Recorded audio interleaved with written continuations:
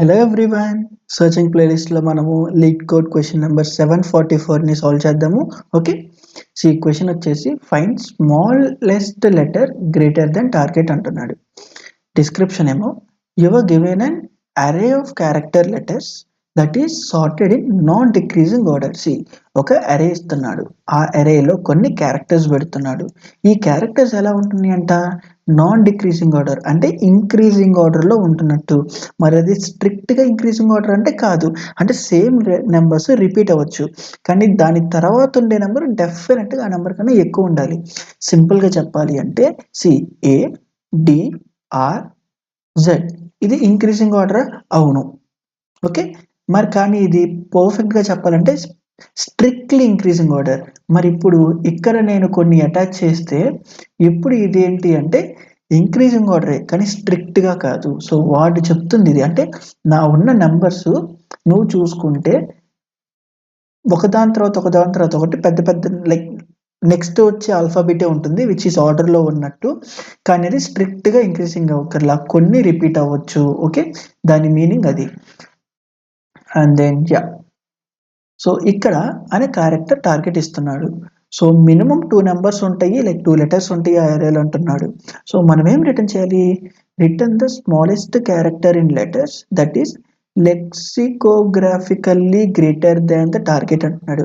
So బేసిక్గా దీని meaning ఏంటంటే సపోజ్ మనకి 1 2 3 నంబరింగ్ సిస్టంలో 10 గ్రేటర్ దాన్ 20 అంటే కాదని అంటాం, 10 లెస్ దాన్ 20 అంటే అవునన్నట్టు. ఎందుకు, ఏ నెంబర్ ముందు ఏ నెంబర్ తర్వాత అనేది మనకి తెలుసు, అది ఆర్డరింగ్ అనేది ఉంది కదా మనకి. సిమిలర్గా ఆల్ఫాబెటిక్లో కూడా అంతే. సో ఆల్ఫాబెట్స్లో ఏ గ్రేటర్ దాన్ సి అంటే కాదని చెప్తావు, అదే సి గ్రేటర్ దాన్ ఏ అంటే అవునని చెప్తావు. ఎందుకు, ఏ తర్వాత సి వస్తుంది కాబట్టి దానికి పెద్ద నెంబరింగ్ ఉంటుంది. సో సింపుల్గా మనకి ఆల్ఫాబెటిక్స్లో ఆర్డరింగ్ని చేసేదానికి ఈ వర్డ్ టెర్మినాలజీతో వాడతాము. Okay, and if such a character not exists, మనం first letter of that first character in that అరేలో ఉన్న ఎలిమెంట్ని రిటర్న్ చేయాలి. అంటే ఒక టెస్ట్గా చూసి క్లియర్గా ఏమంటున్నాడో అర్థం చేసుకుందాం. ఇప్పుడు నాకు ఒక అరే ఉంది, ఏంటిది సిఎఫ్ అండ్ జే అండ్ నా టార్గెట్ ఎలిమెంట్ వచ్చేసి 1. సో ఇప్పుడు వాడికి ఏం కావాలి, ఏ కన్నా ఫస్ట్గా ఏ నెంబర్ అయితే పెద్దగా ఉండిద్దో, ఏ లెటర్ అయితే పెద్దగా ఉండిద్దో ఆ లెటర్ని రిటర్న్ చేయాలి. చూడు ఇక్కడ ఏ కన్నా జే పెద్దదా అవును, ఏ కన్నా ఎఫ్ పెద్దదా అవును, ఏ కన్నా సి పెద్దదా అవును. అంటే కానీ వీటిల్లో ఏ కన్నా నెక్స్ట్గా ఉన్న smallest character in that lexicographically greater than the target, అంటే ఆల్ఫాబెటికల్ ఆర్డర్లో నెక్స్ట్గా వచ్చిన గ్రేటెస్ట్ ఎలిమెంట్ ఏ కన్నా ఉండదు ఏంటిది సి, కాబట్టి సి రిటర్న్ చేయాలి. ఓకే, అండ్ సిమిలర్ ఇక్కడ చూద్దాం. చూడు టార్గెట్ సి ఇచ్చాడు, సేమ్ అదే ఆల్ఫాబెట్ సి. ఇప్పుడు ఇక్కడ ఏ జే సి కన్నా జే పెద్దదా అవును, సి కన్నా ఎఫ్ పెద్దదా అవును, సి కన్నా సి పెద్దదా కాదు. మరి నియరెస్ట్గా ఫస్ట్గా ఉన్న గ్రేటర్ ఏంటి ఎఫ్, కాబట్టి ఎఫ్ రిటర్న్ చేశాడు. ఓకే, అండ్ ఒకసారి లాస్ట్ టెస్ట్ కేసుని కూడా చూద్దాము, సో దట్ ఆల్మోస్ట్ అన్ని కవర్ అయిపోతాయి. ఇక ఈ టెస్ట్ కేసు ఏమంటున్నాడు, XXYY ఇచ్చాడు అండ్ టార్గెట్ వచ్చేసి జెడ్. ఎక్స్ కన్నా జెడ్ పెద్దదా కాదు, అనేది కాదు. వై కన్నా జెడ్ పెద్దదా కాదు, వై కన్నా జెడ్ పెద్దదా కాదు, అంటే ఏది కాలేదు. ఒక్క నెంబర్ ఒక్క లెటర్ కూడా అక్కడ గ్రేటర్ అయ్యి లేదు ఆ ఏరియాలో. అంటే ఏ రిటర్న్ చేయాలి, ఫస్ట్ లెటరు వాడు క్వశ్చన్లో అదే మెన్షన్ చేశాడు. If in case A number లేకపోతే నువ్వు నాకు రిటర్న్ చేయాల్సింది first character of that letter. అక్కడ లెటర్ అనేది ఏంటిది అరే.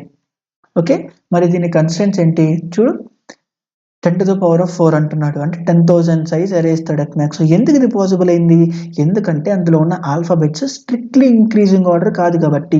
If in case strictly increasing order అని ఉంటే అట్ మ్యాక్స్ మనకి 26 వచ్చాయి 2 నుండి, అంటే అప్పుడు నువ్వు సింపుల్గా లీనియర్ సెర్చ్ వాడేయచ్చు.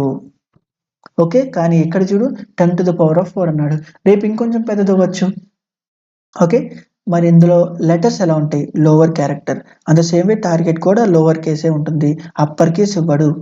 అండ్ ఇది ఆల్రెడీ మనం డిస్కస్ చేసాము, నాన్ డిక్రీజింగ్ ఆర్డర్లో ఉంటుంది అండ్ మినిమం 2 ఎలిమెంట్స్ ఉంటాయి. ఇది కూడా నాకు ఇనిషియల్గానే చెప్పేశాడు. ఓకే, మరి అసలు ఈ క్వశ్చన్కి అప్రోచ్ ఎలా వెళ్ళాలి, ఎంత సింపుల్.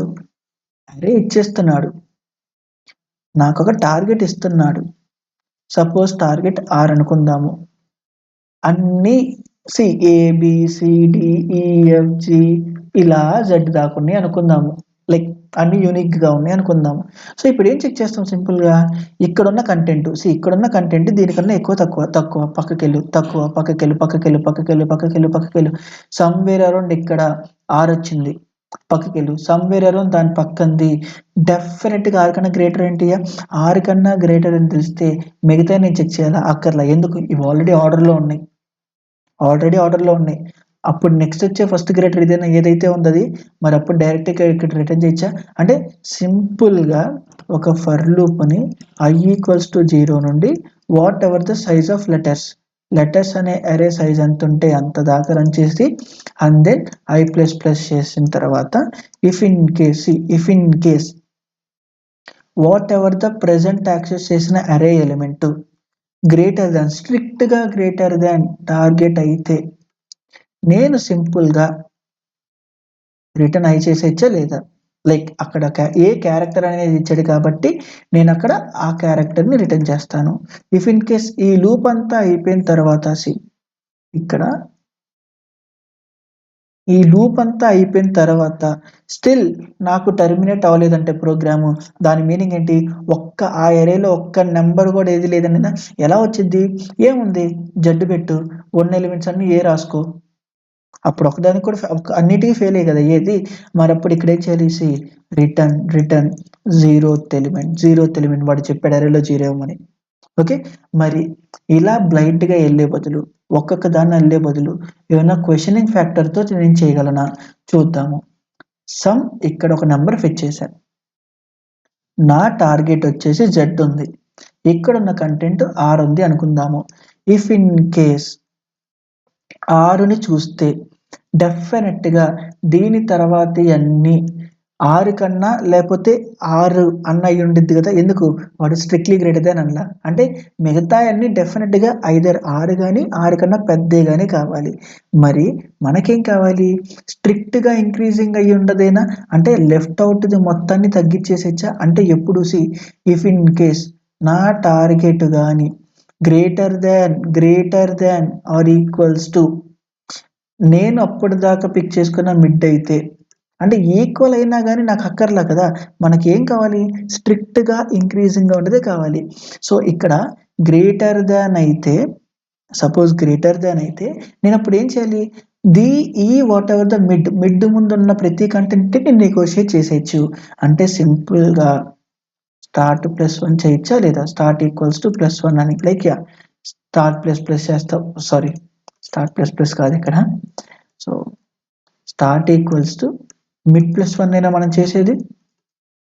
ఇఫ్ ఇన్ కేస్ ఇది కాలేదు అంటే దాని మీనింగ్ ఏంటి, సపోజ్ ఇక్కడ నా టార్గెట్ తక్కువ ఉంటే అంటే ఇక్కడ మనం ఏ తీసుకుందాము ఎగ్జామ్షన్కి, సో ఏ అనేది నా టార్గెట్ అనేది గ్రేటర్ దాన్ టు ది సారా కాదు అంటే దాని మీనింగ్ ఏంటి, ఓకే నా టార్గెట్ తక్కువ, ఇక్కడ చూసిన ఎలిమెంట్ పెద్దది, ఎంత పెద్దది ఏమో, ఇక్కడ అన్ని ఏలుండి ఇది మాత్రమే ఫస్ట్ ఆర్ అయి ఉండొచ్చు కదా, అవునా కాదా, వాడికి కావాల్సింది ఏంటి ఫస్ట్గా ఏ కన్నా ఎక్కువ ఉన్న నెంబరు, అది ఏ నెంబరో మనకు తెలియదు, అంటే ఇది గ్రేటర్ అయ్యింది అని అంటే దీన్ని కూడా మనము ఇంక్లూజన్లో పెట్టాలా లేదా, ఏ కన్నా అంటే టార్గెట్ కన్నా ఎక్కువ ఉంది అని అంటే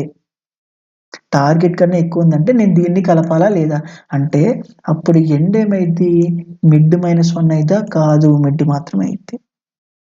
అవునా, ఎంత సింపుల్గా ఉంది క్వశ్చన్.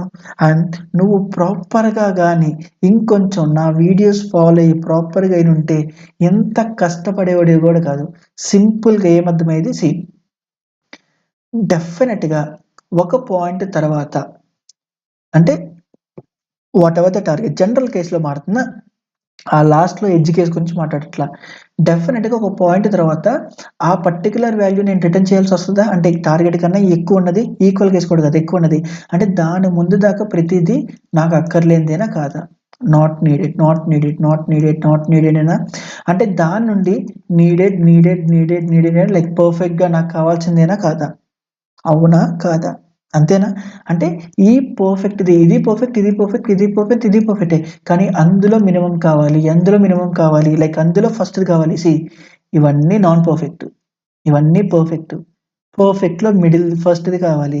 సింపుల్గా ఇది మళ్ళా బాయ్ గర్ల్ ప్రాబ్లం కింద మారిందా లేదా? ఇక్కడ నాకు కావాల్సింది ఫస్ట్ గర్ల్. అంటే నేనేం వాడాలి? అండ్ మళ్ళా చెప్తున్నాను, ఇఫ్ ఇన్ కేస్ నువ్వు లాస్ట్ వీడియో గాని మిస్ అయ్యుంటే డెఫినెట్‌గా ఆ వీడియో చూసే ఫర్దర్‌గా కంటిన్యూ అవ్వు. ఎందుకంటే నేను లాస్ట్ వీడియోలో చాలా క్లియర్‌గా ఎండ్‌ని మిడ్ చేస్తున్నప్పుడు వచ్చే ప్రాబ్లమ్స్ ఏంటి? స్టార్ట్‌ని మిడ్ చేస్తే ప్రాబ్లమ్స్ ఏంటని డీటెయిల్డ్‌గా క్లియర్ చేశాను. కవర్ చేశాను. అది మిస్ అయితే మాత్రం నువ్వు చాలా ఇబ్బంది పడతావు. సో, డెఫినెట్‌గా అది చూసి ఈ వీడియోకి రా. ఈవెన్ దో నీకు బైనరీ రిసర్చ్ వచ్చినా గాని చెప్తున్నా. ఒక కొత్త పర్స్పెక్టివ్ చెప్పానక్కడ. ఓకే. అండ్ ఇప్పుడు ఇదేంటి? ఎండ్‌ని మిడ్ చేస్తుంటే సింపుల్‌గా నేను నా మిడ్ యొక్క ఫార్ములాని వాటెవర్ ఇది స్టార్ట్ n - s/2ని చేయొచ్చు. అండ్ ఇది ఎందుకనే దానికి రీజన్ చెప్పాను. ఒకసారి లాస్ట్ వీడియో చూసి ఈ వీడియోకి రా. అండ్ ఇప్పుడు నేను డైరెక్ట్‌గా మరి దాన్ని కోడ్ చేసేద్దామా? సో, చూడు ఇక్కడ మనకేంటి if in case target greater than or equal అయ్యుంటే స్టార్ట్ అని మూవ్ చేయాలి. సో, సింపుల్‌గా ఇక్కడ start equals to 0 and n equals to letters dot length -1 చేస్తున్నా. ఇక్కడ while start less than end దాకే చేస్తా. ఎందుకు ఈక్వల్ కేస్ నేను బయట టాకిల్ చేయాలనుకుంటున్నా. ఎందుకు ఇదంతా రన్ చేసిన తర్వాత నాకు డెఫినిట్‌గా ఇప్పుడు నా పర్స్పెక్టివ్ ఏంటి? ఇప్పుడు నా పర్స్పెక్టివ్‌లో ఈ క్వెషన్ కాదు. నా పర్స్పెక్టివ్‌లో నో మోర్ దిస్ క్వెషన్. నా పర్స్పెక్టివ్‌లో ఇప్పుడు ఈ క్వెషన్‌ని సాల్వ్ చేస్తున్నా. ఫస్ట్ గోల్‌ని అంటే లెస్ థాన్ ఈ దాకా రన్ చేస్తుంటే వన్స్ బయటకొచ్చేసిందంటే ఫస్ట్ గోల్ పాయింట్ ఔట్ చేసినట్టేనా? అంటే ఆ పొజిషన్‌లో ఉన్న లెటర్‌తో నేను తర్వాత చెక్ చేసుకుంటా. నాకు కావాల్సినట్టుగా. లేదు నేను లోపలే టాకిల్ చేస్తా అంటే చేసుకో. అది నీ ఇష్టం. సో, ఇక్కడేంటి మనం మిడ్‌ని convert like n - start by 2 once ఇదంతా అయిపోయిన తర్వాత ఇఫ్ ఇన్ కేస్ నా టార్గెట్ గాని, నాకు కావాల్సిన టార్గెట్ గాని greater than or equals to present నేను యాక్సెస్ చేసే మిడ్ ఎలిమెంట్ కన్నా ఎక్కువుంటే, అంటే నా సెర్చింగ్ ప్రాసెస్ టువర్డ్స్ రైట్‌కి జరగాలి. అంటే నా సెర్చింగ్ ప్రాసెస్ వచ్చేసి టువర్డ్స్ రైట్‌కి జరగాలి. ఇఫ్ ఇన్ కేస్ ఇది కాకపోతే నా సెర్చింగ్ ప్రాసెస్ దాంతో పాటు లెండ్‌కి మారాలి. వన్స్ ఇదంతా అయిపోయిందంటే దాని మీనింగ్ ఏంటి?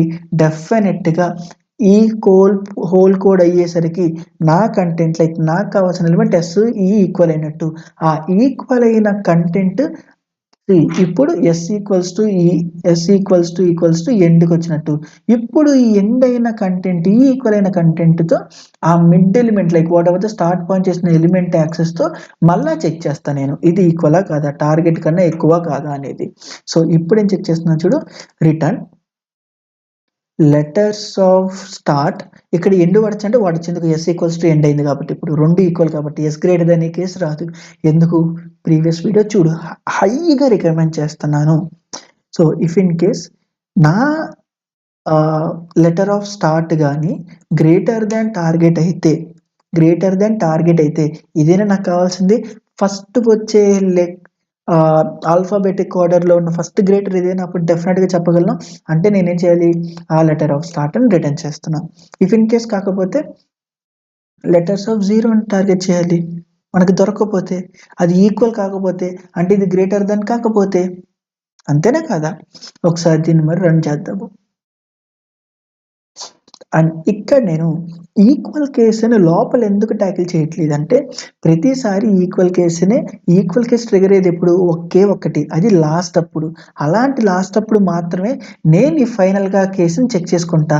అలా చెక్ చేయాల్సినప్పుడు మనకి సి వచ్చింది. ఓకే. సో, అలా చెక్ చేయాల్సినప్పుడు కోసమే నేనెందుకు ప్రతిసారి వైల్ లూప్‌లో రాసి అదేదో ఇఫ్ స్టేట్‌మెంట్ లాగా ప్రతిసారి చెక్ చేయడము? కాదని తెలుసు కదా! ఒకే ఒక్కసారి ఈక్వల్ అయిద్దని తెలుసు కదా! ఆ ఒక్కసారి అప్పుడు మాత్రమే నేను ఆ లాస్ట్‌గా ఉన్న ఎడ్జ్ టెస్ట్ కేస్‌ని చెక్ చేయాలని తెలుసు కదా! అలాంటప్పుడు వైల్ లూప్‌లో పెట్టి ప్రతిసారి ఫెయిల్ అయ్యే కేస్ కోసం రన్ చేయడం ఎందుకు? సో, అందుకే బయటికి రాస్తున్నా. ఒకసారి దీన్ని కాపీ పేస్ట్ చేసేద్దాము. అండ్ నువ్వనుకోవచ్చు, అదేంటి మళ్ళా ఇదే ప్యాటర్న్‌ని చేశావు, మళ్ళా ప్యాటర్న్స్‌ని రిపీట్ చేస్తున్నావు. అరే! నేను సేమ్ క్వెషన్‌ని చెయ్యట్లేదు. నువ్వు గమనించు. చేస్తుంది డిఫరెంట్ క్వెషన్స్. కానీ మనకి బ్యూటిఫుల్ అండర్‌స్టాండింగ్ వచ్చింది కాబట్టి ప్రతి క్వెషన్‌ని ఆ క్వెషన్ లాగా చేసే పర్స్పెక్టివ్‌గా మారుస్తున్నా. క్వెషన్ యొక్క పర్స్పెక్టివ్‌ని మారుస్తున్నా. అంతేగాని క్వెషను అదే ప్యాటర్న్స్‌ని సాల్వ్ చేయట్లా. అది గమనించు. ఓకే. యాక్సెప్టెడ్. మరి దీని టైమ్ కాంప్లెక్సిటీ ఏంటి? ఈసారి దీనికి టైమ్ కాంప్లెక్సిటీ ఏంటి అనేది బెస్ట్ కేసు, వర్స్ట్ కేసు 2 నువ్వే చెప్తావు. ఓకే. సో యాజ్ యూజువల్‌గా అదే కోడ్‌ని పైథాన్‌లో ఎలా రాయాలో చూసేద్దాము. సి ఎలాంటి చేంజ్ లేదు. స్టార్ట్‌ని ఫిక్స్ చేసుకుంటున్నాను. నా ఎండ్‌ని ఫిక్స్ చేసుకుంటున్నా. స్టార్ట్ లెస్ థాన్ అయ్యేదాకా నేనేం చేస్తున్నా, ఇఫ్ ఇన్ కేస్ నా టార్గెట్ ఎక్కువైనా, ఈక్వల్ అయినా గానీ నాకు అక్కర్లేదు కాబట్టి స్టార్ట్‌ని +1 చేస్తున్నా. ఎందుకు టువర్డ్స్ రైట్ సైడ్ జరగాలి కాబట్టి. నాకు కావాల్సింది హైయెస్ట్‌లో ఉన్న first portion. And if in case ఈ అంటే టార్గెట్ గాని లెస్ థాన్ నా మిడ్ పోర్షన్ అయింది అంటే ఓకే. నా మిడ్ పోర్షన్‌లో ఉన్న కంటెంట్ ఎక్కువుంటున్నట్టు. మరి ఏ ఎక్కువది మనకు తెలుసో తెలీదు. అది ఫస్ట్ ఈక్వలో, సెకండ్ హైయెస్టో తెలీదు. కాబట్టి సేఫ్ సైడ్‌కి మిడ్ మాత్రమే చేద్దాము. Okay.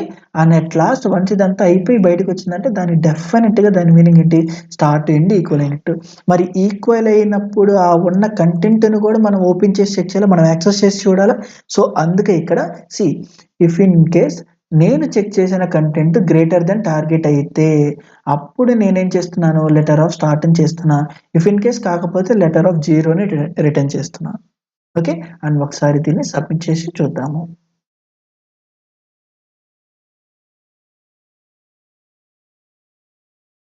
See, accepted. So that's it for this video. Thank you.